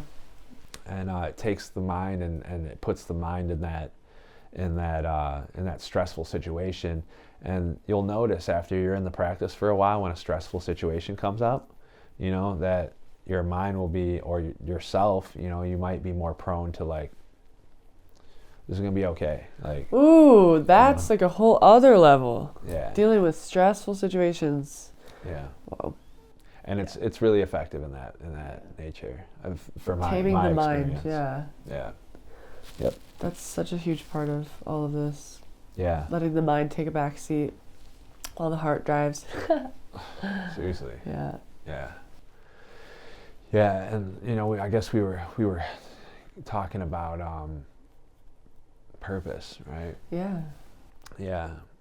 So. What do you feel about your purpose? Have you come to a realization, or like for me it's sometimes like an epiphany where you're like, oh, okay, this is what I need to be doing, or is it like a natural progression of like several realizations building upon each other that just kind of naturally lead you to a certain place to do a certain thing, and you're like, wait, I really enjoy this is what I want to keep doing. What does that mean to you? What does that word mean to you at this point? I think the last reference that you just used, building up, a chain of events, because for me, just sharing honestly, I'm kind of a knucklehead, like I needed some lessons, some hard lessons, but so it has been that building, because for me as a person, like I've been inspired with things, and I thought I was inspired, and I thought it was a direction I wanted to go. I think that's for a lot of people. Yeah, I've definitely experienced that now that you say that. Yeah, many times. And like, for instance, like me and the like personal training and the gym, even though I'm passionate about it, there's a whole part that comes with that line of work that I'm not passionate about at all, and like, for me, that was like vet school. Yeah. Yeah. Thought it was what I wanted. Realized, no, actually. Right. Yeah. So, but what I did find passion in was, like I was talking about, that guy that, those guys that tricked me into doing breath work. So I did the cleanse, and I was tricked into getting super freaking healthy. And being ripped, right? So I'm ripped, I'm feeling great, and that was the part that I kind of passed over with a minimum of concern, right? Was that I was actually feeling great. I took it for like not for granted, but like it was just like I was just like, yeah, I feel great, And so what it was it's an organic superfood juice cleanse that we use crops that have never been sprayed. Right? So no pesticides, and it's got the only proven product on the market that'll pull over 74% of glyphosate from your body, right? Damn, that's a lot. At this time, I didn't even know that was what was happening. I was just taking what they told me to take, and just doing the program, So the reason I'm sharing that is because then after my fights, right, I would just go back to like, at that time I was still eating organic, but it was like, it was like a 70-30. I would eat mainly organic and then have like 3 racks of Oreos at 3 o'clock in the morning, and a glass of milk, and wonder why like my stomach hurts, and so. But there's a point in all that, is that like, so I would dip my toe back into the waters of like processed food and having glyphosate in my body at high levels and heavy metals, and allowing myself to drink tap water, and shit like that, right? So and these are just my preferences now in my journey where I'm at, where I'm at now, it's all organic. It's all organic, and it's like once in a while at, a family member's house that's like, oh, you're not going to eat my lasagna. I slaved 12 hours making this dish. You're not going to eat it? Ha, rude. Yeah. But the cool thing is that, just like the ice baths, like 7 years ago when I was eating organic, everybody was like, what's wrong with you? Right. You're, and then today, still it's crazy how many people are still like, and this is not talking down to anybody, but it's like, if you just do a little bit of research, the food is like, for me, is like, that's the real matrix, But well said. So so over the years I go in and out of it, and then I'm starting to see now that when I put this or that back into my diet, right? I do a cleanse, and at that time, like, I would still eat like enriched wheat flour, or like, white bread, or processed sugar, processed salt, processed flour. I was getting dairy out of my life at that point because that was one of the first things that I really recognized was not sitting well with me. But anyway, so yeah, fast forward, present day, I had another like bit of an awakening where it's like, why are you wasting your time not doing the things that you love? Right? Mic drop. End of episode. Just kidding. That's a beautiful question. and that was the question. And I believe it was a question that it was a connection. Firstly, I did a cleanse, right? I'm detoxing my body. I'm in an infrared sauna. I'm really starting to feel cleansed, right? And for this person, and I know others as well, when I cleanse my body, my temple, right? The body is the temple. Yes, it is. And I don't believe that God is a big man up in the sky. I believe that God is the real man in me, right? Ooh. So. Yes. And when I keep my temple clean, I'm able to tap into that source at a higher altitude, if you will. Yeah, right? at a higher rate too, more frequently. Yes, absolutely, 1,000%. The channel is clear. It's not like full of static anymore. Right. If you want to think of it like a radio dial, like. Right. And then when I do breath work, right, the antenna is like that much more extended. Yeah. Like I got more antenna. So that's where I'm at with it. And then as that experience unfolds, like I'm like, well, how clean can I get my body? Oof, that's seeking to purify. Oh, that's guided me a lot through life too, and it's like definitely like a spiritually led lifestyle change that it's. Yeah, you still have the floor. I just wanted to say I love hearing what you have to say too. I love following that path of purity. That's why I'm here. And totally that's why I knew when I was so I was just sitting in my car that day, and I'm like, who can I talk to about this, right? And I was like, Marissa, dude. And I called you, and you were like, yeah, this sounds cool. And I was like, dude, this is like right in alignment with her, But yeah. So I am also doing the cleanse right now. But yeah, it's been really cool. I'm on like day 20 right now of 30. Yeah, it's great. I'm into my second. I'm doing 3 consecutive months. Yeah. Yeah. I think I'm gonna do that. That's awesome. Why not? It's the same question. Yeah. Why would I not? Yeah. Like I want to see how far I can go. But back to what you were saying. Yeah. Sorry. Yeah. So yeah.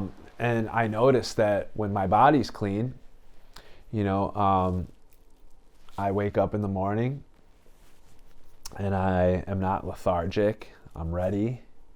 I want to do my breath work. I want to create content, right? I want to be inspiring to others. I want to be inspired. I want to be spiritually connected more so than normal, right? And I'm going to retract that statement, actually, normal, right? Or I'm going to take that word back, right?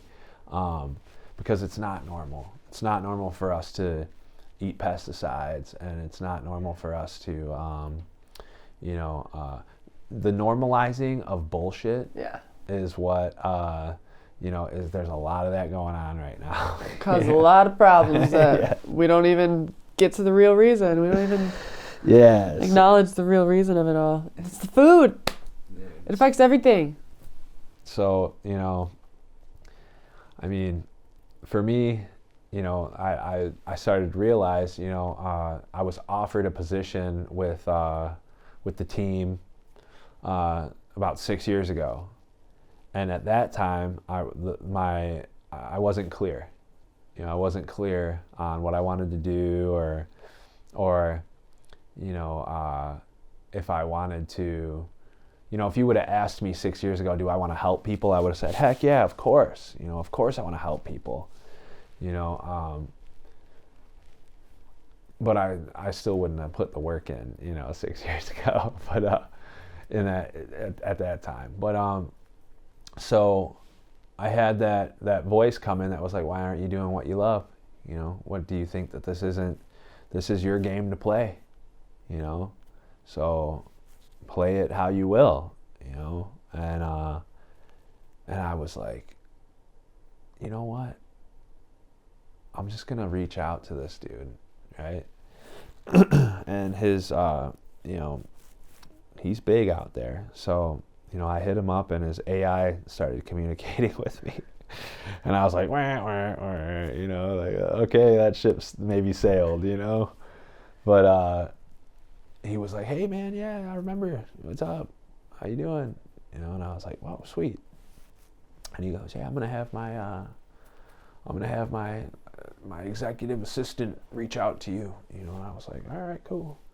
Got a call from this other dude that I know within the circle, of his people, his wellness group, and we sat on the phone for a little over a half hour, interviewed, and he goes, yeah, man, well, you sound like a perfect fit, and I was like, yeah, I know, I know, and but I was humble in it, and it was all a great experience, and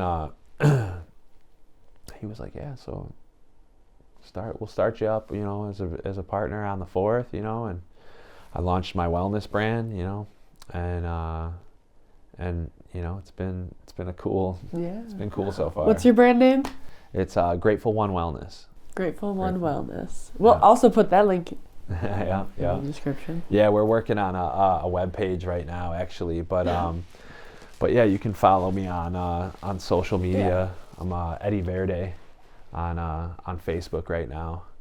Facebook's been the focus right now, and it's taken off.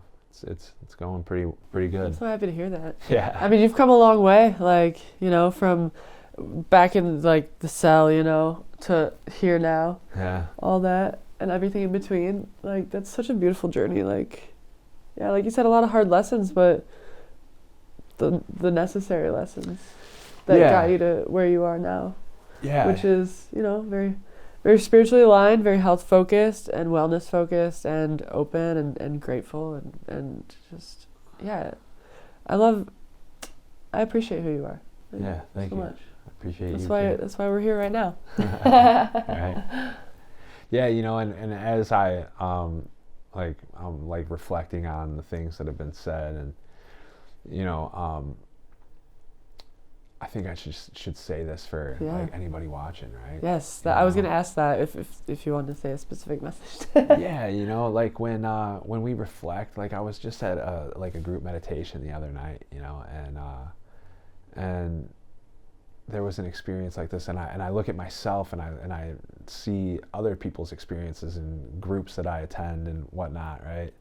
People that will get vulnerable enough to share information on themselves and their experience. We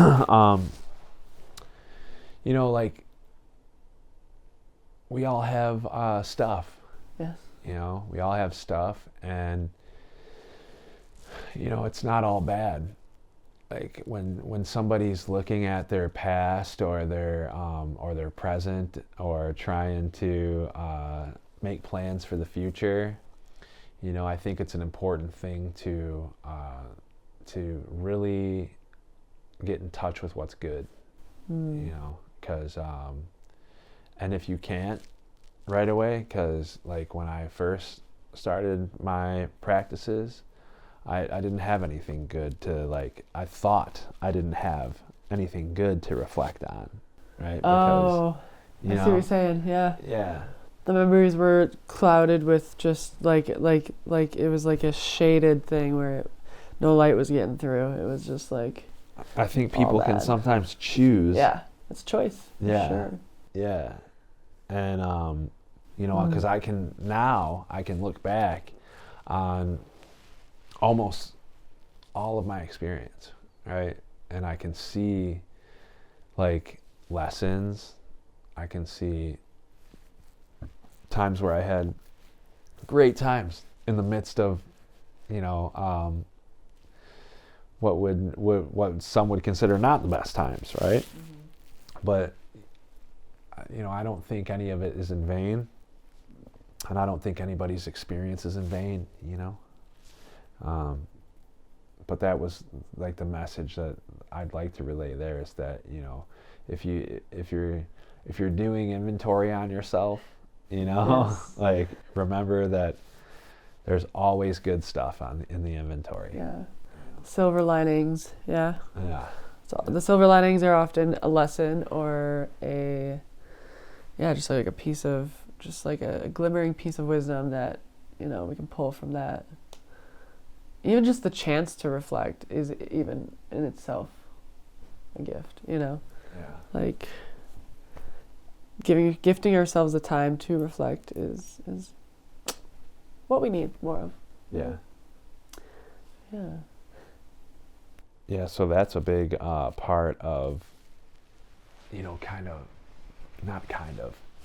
that's a big part of what my mission is as well, is to create community, right? So, you know, whether that's through my wellness brand, right? Or, which I don't think that's like really the purpose for that, but like,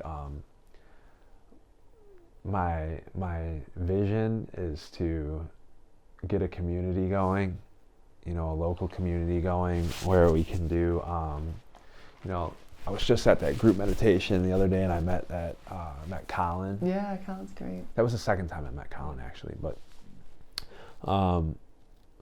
you know, we had some conversation, and you know, I think that we can probably collaborate on some stuff, but you know, it's definitely the importance of community. There's like, and it's just like, I feel like it's been a little bit like put away, you know.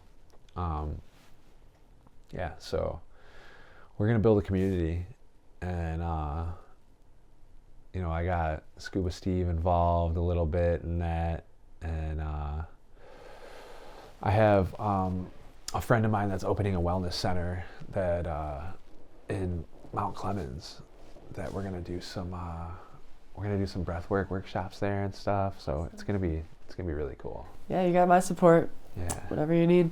Yeah. Okay. I have a question. As someone who tries to see many perspectives of others and those around me,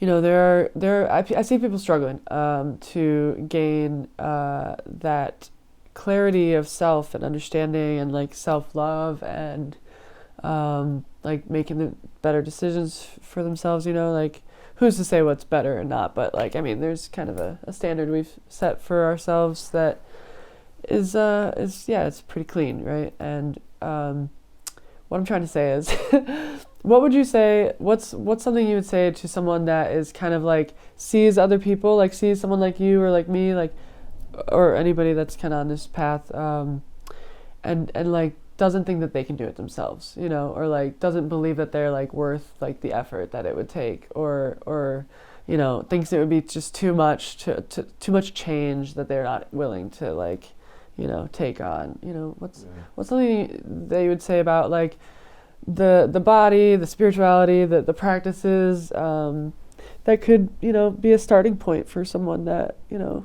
maybe is interested or curious but doesn't believe they can do it themselves? Well, I think that That's a layered question. I know. That's a layered question. I love layers. But, feel free to take your time. But you know, I think a good place to start is, you know, with that self, because that's kind of like a self-talk thing, right? That's like, what's that voice telling you? What's the voice telling you that sounds like yours, you know? So I would start it with somebody that's having that type of issue or that type of like problem getting started with a path like such as this, right? Some positive self-talk. Yeah. You know, some affirmations. I agree. You know, and like some no matter what affirmations, right? Ooh. You know, like, so even though I don't want to do this today, right? Like, I have to, right? So some accountability. So like, you know, find some way to be accountable for doing like positive affirmations. If you can't hold yourself accountable, right?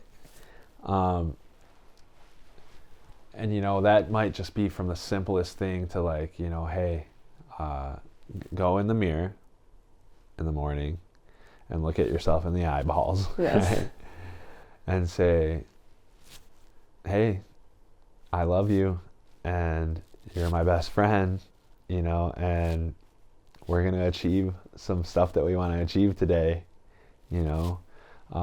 As simple as that might sound, you know, some of the biggest, you know, names out there today in like the holistic, you know, field or whatever you want to call it, right? This is what people are doing, and they're still doing it.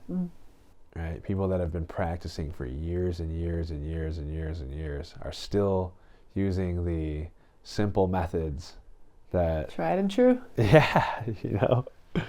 But you know, and then you know, from there it's you build.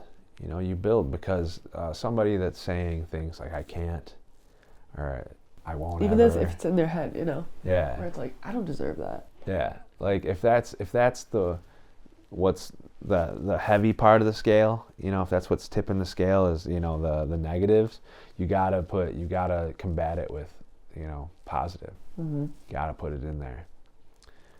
Yeah.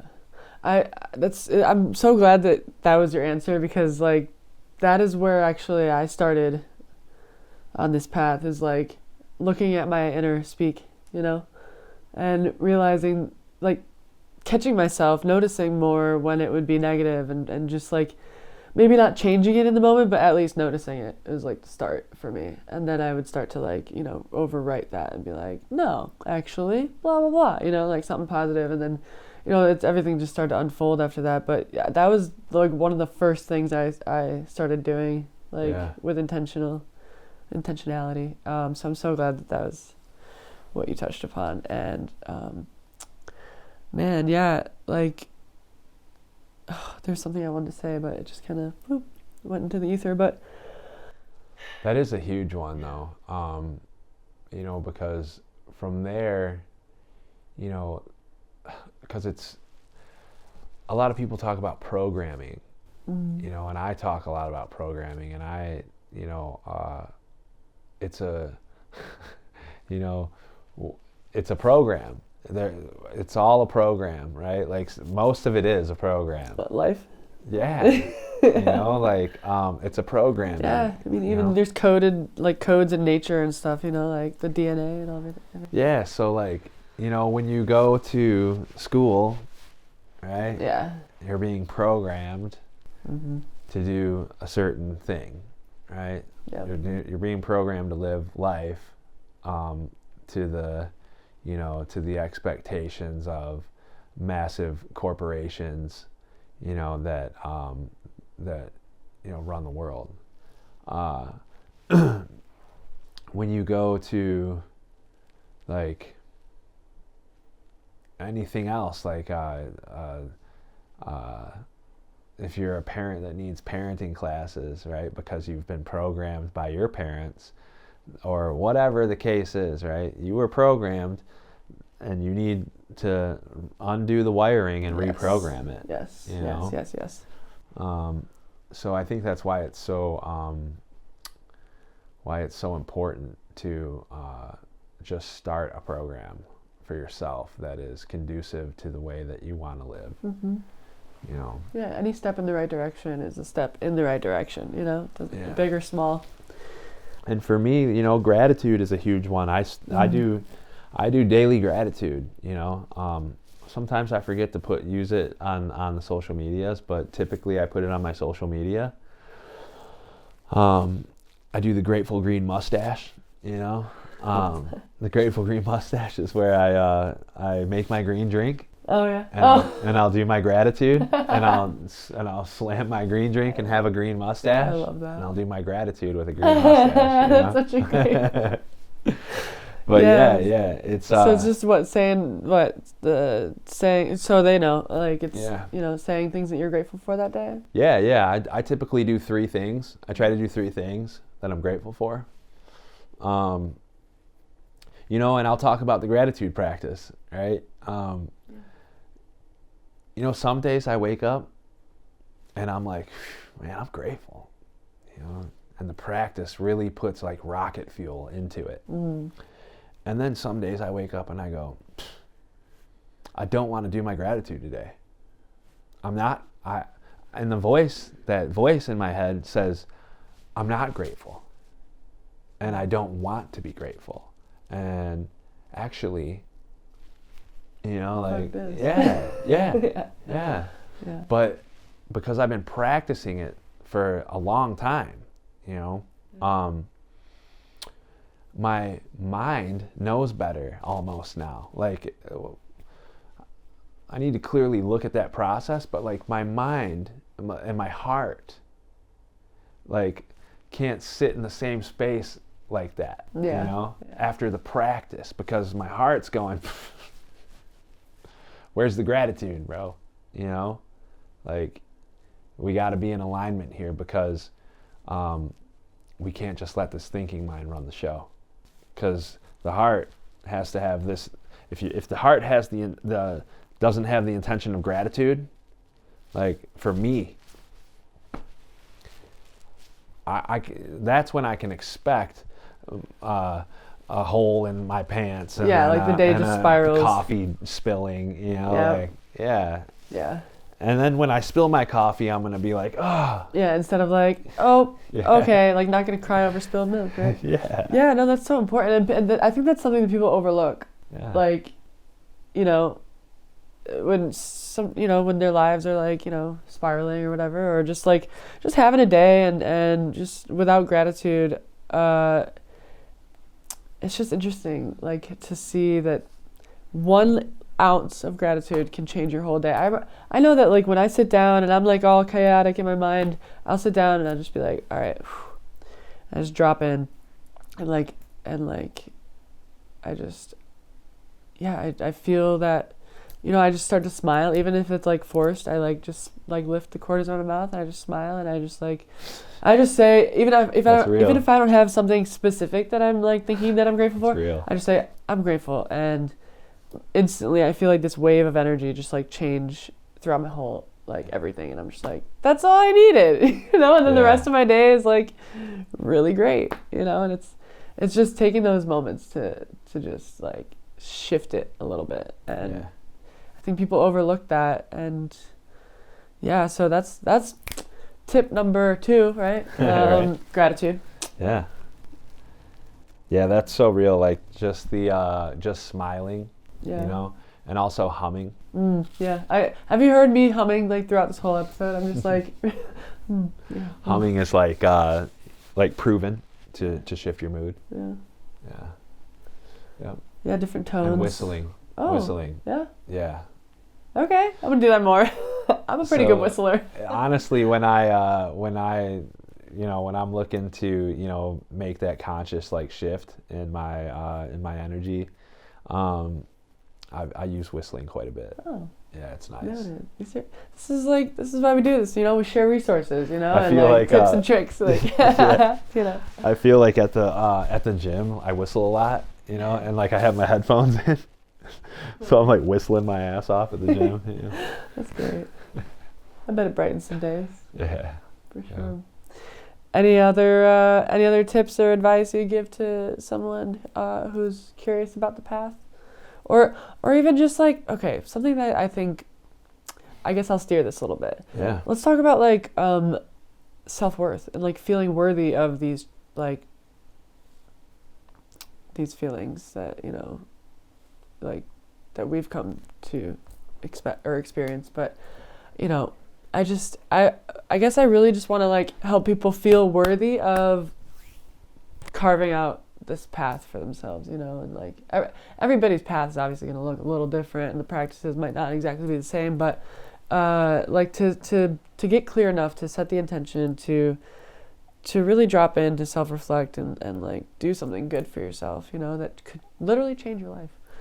So yeah, it's something that, like, any advice or something that could help someone feel more like worthy of this you know, clean energy, let's call it. Yeah, I think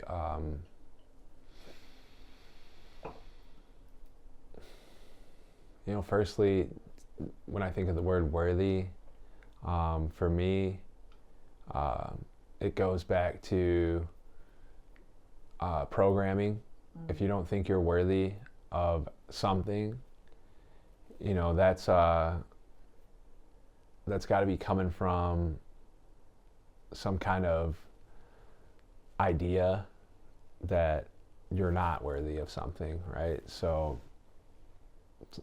what I would say is that person is probably attaching, you know, present moment experience, like trying to have a present moment experience and attaching a past experience, negative emotion onto the present moment experience, or the experience that they're trying to have in the present moment. Or they're thinking so much about the future and what will come of that future experience, but still attaching a past experience into the future. Yeah, right? It sounds like a lot of projecting. Yeah. So that's where the just do it comes into play. Yeah. You know, you gotta bring the body and the mind will follow. You know, like bring the body and the mind will follow. And interesting. Yeah. Interesting, because I remember what just came to mind is that Parliament Funkadelic song that's like good thoughts, bad thoughts. Actually, I'm so glad that this is coming to me right now. It's such a great song. You'd love it if you haven't heard it. Yeah. It's great. It says at the end, it's like, you know, George Clinton in his voice. He's like, "Free your mind and your ass will follow." So it's just interesting to hear you say it in reverse, where it's that's like, bring awesome. The body and your mind will follow. I'm like, oh shit, yeah, maybe. Yeah. Maybe both are right, you know? It's all about alignment at the end of the day. Whatever comes first. You know, there's so many sayings out there and so many, like I think of, you know, a lot of times I would hear, fake it till you make it. Right. You know, fake it till you make it. Mm-hmm. And that's a two-sided thing, I feel like, you know, faking it is like, but I get it. Like, it's kind of like show up and just show up until it starts feeling right. Yeah, yeah. That, I feel like that is kind of like a touch on like attunement, where it's like the more you put yourself in an environment, or it kind of feels like almost like that another phrase that I'm gonna bring up is like sink or swim, you know, where it's like you show up and you try your best, and if you fail, you fail, but then you just make a pivot, you know, and try something new. But that makes me think of like the like thoughts, right? And maybe if they're like negative, right? Negative thoughts, negative emotions, you know, because in my line of work, I talk to a lot of people, you know, and And a lot of people are like depressed. Yeah. You know, unfortunately. And you know, in my line of work, what I specialize in doing is you know, cleansing the gut, right? And you know, there's a process, you know, where, you know, they call the gut the second brain for a reason, right? Mm-hmm. You know, and you know, there's your, if you don't have proper gut health, you know, and it's been happening for a long time, and you have inflammation and you know, damage to the lining of your stomach, you know, there's what's called the vagus nerve that's, you know, wrapped right around the stomach right there, you know, and that vagus nerve. I'm so glad we're talking about this. Yeah, that vagus nerve goes right up to the stem of your brain, and that vagus nerve is part of your peripheral nervous system, you know, and that nervous system, you know, regulates or it sends signals. You know, that vagus nerve sends signals to your brain, and you know, if everything's out of whack there, you know, the signals might be the wrong signals, right? Yeah. You might be getting the wrong signals, you know. So you know, this is what I go into first with people that are experiencing anything like that. I tell them, you know, we gotta cleanse the gut. We gotta get a proper, you know, healthy microbiome going in there, and the mood is always elevated after that. Yeah. I can say after 20 days, yeah, I've noticed a serious shift. Yeah. And you know, I thought I was good before, but it's like now I'm like, everything's, yeah, it's smooth sailing. I don't know how to describe it. I will put it into words one day, but I'm still in it. So, but I'm already noticing like a huge difference in just the clarity, the way I feel. Well, you know that the green drinks, you know, if you're juicing and you're taking in green drinks, Mm-hmm. right? The chlorophyll in those green drinks, right? Chlorophyll is almost an exact match to the human hemoglobin, right? And the job, right, of that, or those greens, what happens is that it's able to cleanse the blood, right? And like, well, I'll hear Paul Chek say so many times, if you have clean blood, healthy brain. Yeah. Clean blood, Yeah. healthy brain, you know. But yeah, so, you know, I try not to sound about it, you know, because it's something I'm really passionate about. But a lot of times people like aren't ready to hear it. Yeah, totally. People totally. are not ready to hear it. Yep. The right people show up though, you Yeah, know, for sure. that need to hear and that are ready, and that's why I think that this show reaches who it needs to. I don't expect an audience, but Yeah. if there is one, they'll show up, you know, Right. and it's because they're ready to hear what we got to say. And like, okay, so I kind of, now that's like going back to kind of like our whole conversation we just had, right? Yeah. It's like, okay, so I'm like really kind of, you know, all over the place in my head sometimes, so bringing the words out is sometimes a process. For sure. But from what I've heard, there's a clear connection between surrendering to God itself and the path unfolding naturally and the pieces falling into place. And like that's such a I don't even know how to like judge that, but it's like I think that's just a really important thing to call out, is like the moment that you accept, or the moment that you like let go of control, even like of the mind and like what we think we need to do, or what we think it needs to look like, or how it needs to happen, we start to see it unfold, our life unfold how it needs to. And that guides us, you know, people like us who are like open to what God wants to show us, you know, we're very open to that. But I think that anybody can be open to that if they let themselves, you know. And where it leads you is beautiful places, of deep understanding, deep inner knowing, of optimum health, of like just all around expansiveness, spiritually, mentally, with clarity.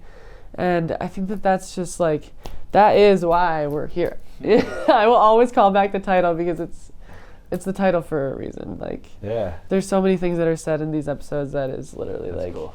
just brings it all into that oneness space. And so I just really appreciate like everything that you've talked about today and brought up. And there's so many valuable lessons in these stories, and you're onto some beautiful ventures, and this community that you're talking about building, like, that's such a noble and humble and centered and grounded and aligned like thing to do. So I really appreciate that. Yeah, it's for me too. You know? Yeah. If I wasn't getting anything out of it, I probably wouldn't do it. You know? Yeah, I mean, it's like it's an equal give and take. Yeah, Right. For sure. No, I mess around when I say that, but yeah, you know, I just I like people. Yeah. You know, I like sharing space with people that want to share space. Yeah. You know, so yeah. Beautiful. Well, is there anything else you want to mention? Or in closing, do you feel like this episode's complete? Or how do you feel? Yeah. I Yeah? think so, yeah. Well, thank you so much. Yeah, thank you. Thank you. It's been an honor to hear your perspective and to dive deep. And thank you for being open and sitting in front of this camera with me here. And yeah, I just really appreciate you, man. No, thank you. Thank you. Yes. Yes.